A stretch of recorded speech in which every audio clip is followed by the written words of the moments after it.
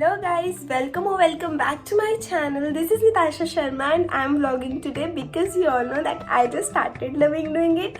और आज मेरा vlog करने का reason बहुत ज़्यादा special है. मैं बहुत टाइम से कुछ सोच रही थी, at least 4 to 5 years और मतलब उससे भी ज़्यादा शायद, और वो मैं करना चाहती थी, फिर मुझे कोई रोकता था, फिर मैं करना चाहती थी, थोड़ी मोटिवेट होती थी, फिर मेरा कोई मोटिवेशन लेवल लो कर देता था, फिर मैं करना चाहती थी, कभी मम्मा कभी कोई, बट अब फाइनली मम्मा ने मुझे बोला कि वो तू कर सकती है. करने क्या वाली हूँ वो मैं आपको थोड़ी देर में बताऊंगी. पहले मैं गुड गर्ल बन के सुंदर बन के आती हूँ और मैं अपनी चप्पी धोती हूँ.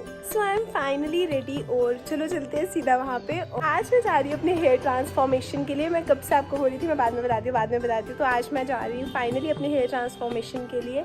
सो मैंने अपने हेयर वॉश किए हैं एक बार, वो लोग वापस करेंगे आई नो, बट तो मैंने ऑयलिंग की थी तो इसलिए मैंने जल्दी वॉश कर लिया. तो चलो चलते हैं और जाके मिलेंगे सीधा सलून के बाहर. तो आकांक्षा आएंगी और मुझे ज्वाइन करेंगी. तो मैं जीवल उतरी थी और मुझे जीवल से आगे रास्ता ही नहीं पता, तो मैंने एक दो बंदे से कंफर्म किया. आकांक्षा फ़ोन ही नहीं उठा रही है मेरा, तो आई डोंट नो कि कहाँ जाना है. अभी सब कह रहे हैं कि शास्त्री नगर वाली मैटाडोर में बैठना है और मुझे डोगरा चौक से मिलेगी. तो चलो चलते हैं और मैटाडोर लेते हैं शास्त्री नगर वाली. दूधाधारी मंदिर. मैं यहाँ पे वेट कर रही हूँ आकांक्षा का. बस आकांक्षा पहुँचे तो हम लोग जाएंगे. तो आकांक्षा मुझे अपनी लोकेशन भेजेंगी और मैं उनके पास जा रही हूँ. ये रही आकांक्षा. है आकांक्षा. हेलो. तो ये रहा सलून. अब लोग चलते हैं अंदर. मेरा सलून और उन्होंने मुझे सजेस्ट किया है, थोड़ा लाइटनिंग का इशू है बट उन्होंने मुझे सजेस्ट किया आज कि आप स्मूथनिंग करवाइए और अगर ब्रेकेज का इशू रहा तो आपको कंटिन्यू करेंगे केराटिन के साथ. अगर तो hair they are checking the texture of my hairs कि मेरे बालों का टेक्सचर और कंडीशन क्या है. तो उन्होंने मुझे बताया कि काफ़ी ज़्यादा ड्राई हैं और उनको मैंने बताया कि मैंने हेड वॉश आज ही लिया था, तो उन्होंने मेरा हेड वॉश नहीं किया वहाँ पे. उन्होंने मेरे बाल प्रॉपरली सूखे नहीं थे तो उन्होंने फर्स्टली ड्रायर से मेरे बालों को ड्राई किया. प्रॉपरली हेयर ड्राई करने के बाद मेरे बालों पर अब स्मूथनिंग का प्रोसेस स्टार्ट होने वाला था और उसके लिए उन्होंने अपनी फ़र्स्ट क्रीम जो स्मूथनिंग क्रीम होती है वो लाई. क्रीम लगाने के लिए उन्होंने मेरे हेयर्स को 4 पार्ट्स में डिवाइड किया और उसके बाद फर्स्ट स्टेप जो था स्मूथनिंग का वो स्टार्ट हो गया. इस तरीके से वो जो क्रीम थी उसको स्प्रेड कर रहे थे, छोटे स्ट्रैंड्स लेके अच्छे से स्प्रेड कर रहे थे मेरे हेयर्स पर. इस प्रोसेस को करने के लिए उनके स्टाफ के 2 मेंबर्स मेरे पास आए ताकि ये प्रोसेस जल्दी से जल्दी ख़त्म हो सके. तो इस टेक्निक से जो क्रीम थी वो मेरे हेयर्स पर अच्छे से स्प्रेड की उन्होंने. सो इस स्टेप को ख़त्म होने के लिए मैक्सिमम 30 मिनट्स मुझे लगे क्योंकि वो लोग काफ़ी अच्छी स्पीड में कर रहे थे और छोटे स्ट्रैंड्स लेके कर रहे थे. ये बाल खराब होंगे किसकी जिम्मेदारी है? सबकी है ना, अपनी सहारे सबके आगे. हाँ, सबके सहारे आगे रिस्पॉन्सिबिलिटी भैया ले रहे बालों ने. और इस क्रीम को लगा कर मुझे 30 मिनट्स टू 40 मिनट्स के बीच में मुझे वेट करना पड़ा. सो कॉन्टीन्यूसली इतनी देर से फ़ोन चलाने के बाद अब डेड हो चुका था तो उसको वापस से चार्ज लगाया. बहुत स्ट्रगल था सच में, ऐसे बैठे रहना. It was so hard. ये रही यहाँ की पूरी वाइब और मैं और आकांक्षा इस तरह से बैठ के गप्पे भी मार रहे थे वहाँ पे. और अब फाइनली थी टर्न मेरे हेड वॉश की. फर्स्ट स्टेप कंप्लीट हो चुका था. 30 मिनट्स के बाद अब मेरे हेयर्स को वॉश किया और उसके बाद उस पर मास्क लगा था. ये मास्क को रखने के लिए उन्होंने मुझे बोला कि मैम आपको 10 मिनट्स वेट करना पड़ेगा. उसके बाद फिर से वापस से मेरे हेयर्स को वॉश किया गया प्रॉपरली और ये मेरी वॉशिंग हो रही है. सो प्रॉपरली हेयर वॉश होने के बाद मेरे हेयर्स को टॉवल से टाई किया गया और उनको टॉवल की हेल्प से पहले ड्राई किया गया. सो हेयर्स को प्रॉपरली ड्राई करने के बाद अब टर्न थी उसको कॉम्ब करने की. फिर उन्होंने कॉम्बिंग स्टार्ट की. अब स्टेप था मेरे बालों को अच्छे से सुखाने का, तो उन्होंने ड्रायर की हेल्प से और ब्रश की हेल्प से अब मेरे हेयर्स को ड्राई किया. सो इस तरीके से वो छोटे सेगमेंट्स लेते गए और ड्रायर को अपवर्ड डायरेक्शन से नीचे ब्रश रख के मेरे हेयर्स को ड्राई किया उन्होंने प्रॉपरली. और अब टर्न थी नेक्स्ट स्टेप की और मेरे हेयर्स पे होने वाली थी प्रेसिंग. और ये सबसे मेजर प्रोसेस है क्योंकि जिस तरीके से जितनी स्लीकली जितनी प्रॉपरली वो मेरे हेयर्स की प्रेसिंग करेंगे वही फाइनल रिजल्ट में आएगा. तो अब पारुल वहाँ पे पहुँच चुकी थी और मैं नौटंकी कर रही हूँ कि मुझे नहीं पता. ओह हाय पारुल, क्या हाल है? ठीक है. तो इनको बताया कि रीटेक हुआ. क्या बोल रहे हो?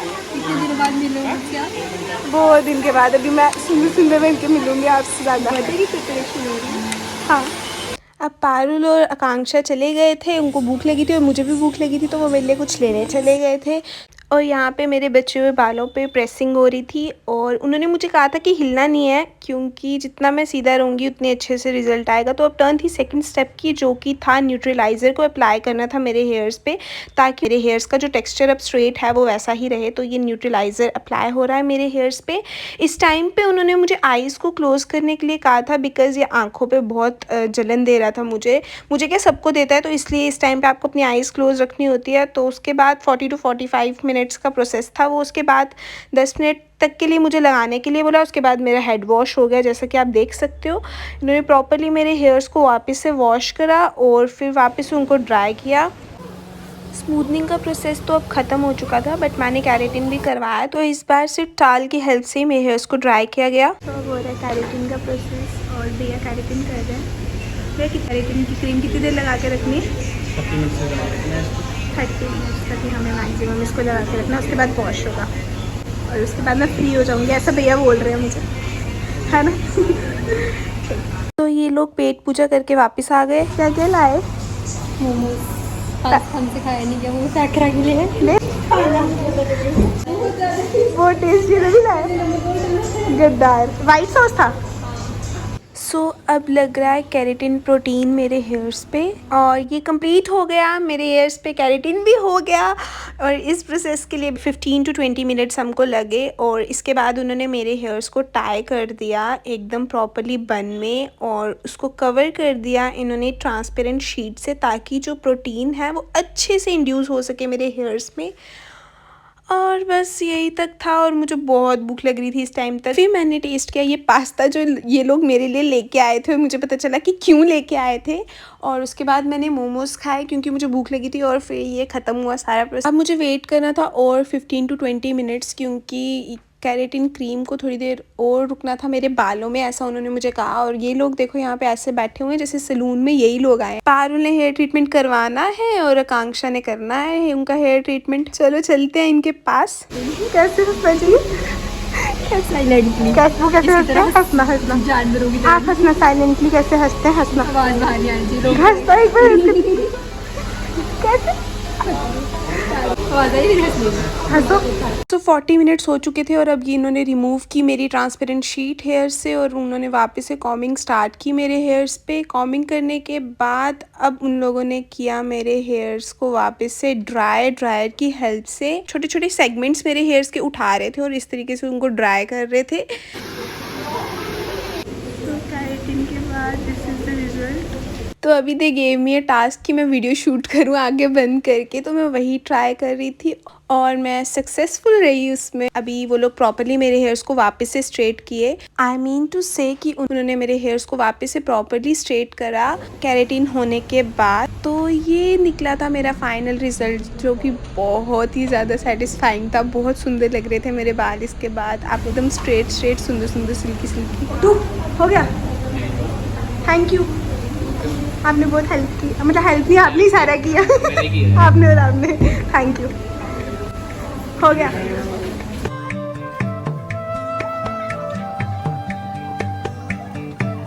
भैया जैसे मेरे बाल ऐसे ही रहेंगे जब तक न्यू ग्रोथ नहीं आएगी।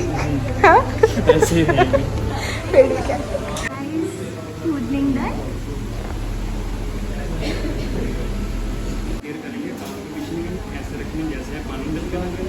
थोड़ा ऊंचा बोलना, मैं ब्लॉग में आना चाहिए।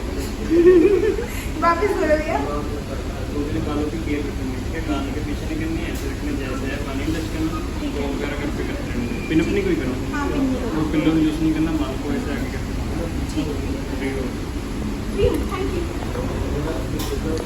मैंने आपको दिखा दी। Now I am finally free. तो ये लोग यहाँ पे और पापा वेट कर रहे हैं बाहर। आकांक्षा पापा कहाँ हैं?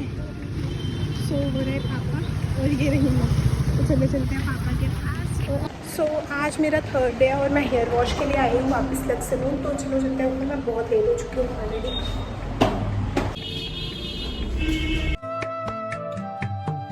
So this is the 3rd day जिस दिन मेरी वॉशिंग होनी थी। तो मेरे पहुंचने पे सबसे पहले उन्होंने मेरे हेयर्स को स्ट्रेट करना वापस से स्टार्ट करा। तो ये हो रहे हैं मेरे हेयर्स वापस से स्ट्रेट, और स्ट्रेटनिंग कंप्लीट करने के बाद मेरे हेयर्स में जो थोड़े बहुत बेंड्स थे वो वापस से क्लियर हो गए और उसके बाद वो लोग मुझे ले गए मेरे हेयर वॉश के लिए। तो यहाँ पे मेरा हेयर वॉश हो रहा है।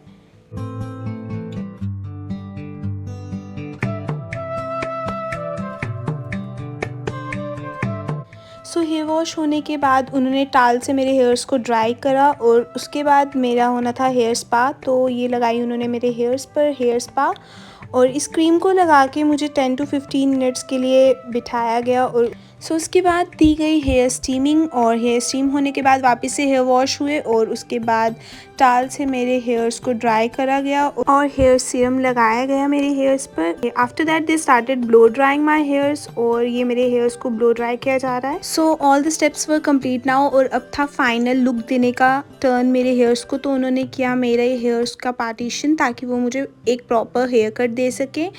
सो हेयर कट हो चुका था और मेरे हेयर्स काफ़ी ज़्यादा बेटर लग रहे थे और सुंदर सुंदर लग रहे थे।